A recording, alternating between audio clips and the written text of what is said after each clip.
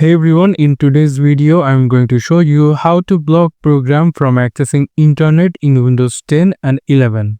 So for that we need to come for our search option. I'm going to search for Windows Defender Firewall, and after here we're going to get an app section called Windows Defender Firewall with advanced security. So we're going to click on it and we're going to position it into the middle and going to click on unbound rules and going to click here for the new rules, and here we're going to click on custom or click on program and click next. And now we're going to select the program that we want to block.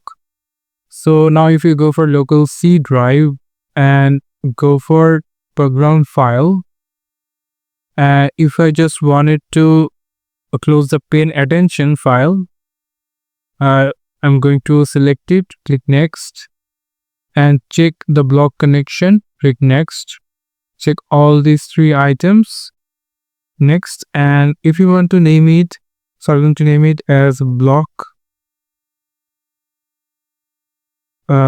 pin attention, that's it, click finish.